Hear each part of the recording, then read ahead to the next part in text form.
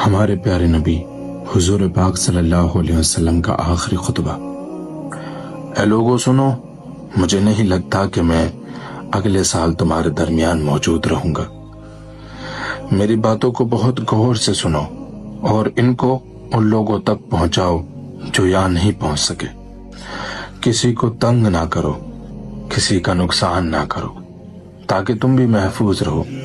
یاد رکھو تمہیں اللہ سے ملنا ہے، اور اللہ تعالیٰ تم سے تمہارے اعمال کے بارے میں سوال کرے گا۔ اللہ نے سود کو ختم کر دیا ہے، اس لیے آج سے سارا سود ختم کر دو۔ تم عورتوں پر حق رکھتے ہو اور وہ بھی تم پر حق رکھتی ہیں۔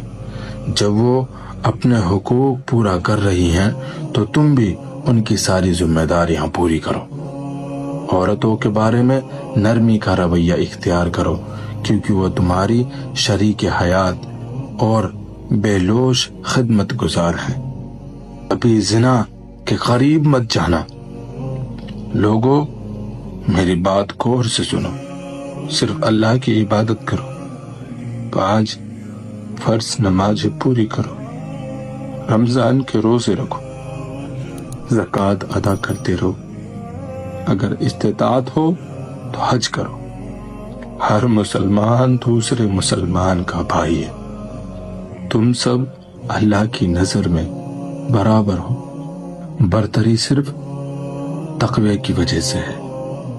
یاد رکھو تم سب کو ایک دن اللہ کے سامنے اپنے اعمال کا جواب دہی کے لیے حاضر ہونا ہے۔ خبردار رہو، میرے بعد گمراہ نہ ہو جانا۔ میں تمہارے لیے 2 چیزیں چھوڑ کر جا رہا ہوں، قرآن اور میری سنت۔ اگر تم نے ان کی پیروی یعنی ان پر عمل کیا تو کبھی گمراہ نہیں ہوگے۔ یاد رکھنا میرے بعد کوئی نبی نہیں آنے والا اور نہ ہی کوئی دین لایا جائے گا۔ میری باتیں اچھی طرح سمجھ لو۔ سنو تم لوگ جو موجود ہو، اس بات کو اگلے لوگوں تک پہنچانا اور وہ اس بات کو اگلے لوگوں تک پہنچائیں، اور یہ ممکن ہے کہ بعد والے میری بات کو پہلے والوں سے زیادہ بہتر سمجھ کر عمل کر سکیں۔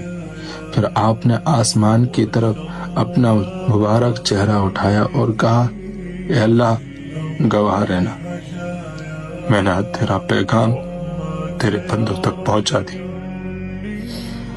میں اپنے نبی صلی اللہ علیہ وسلم کا فرمان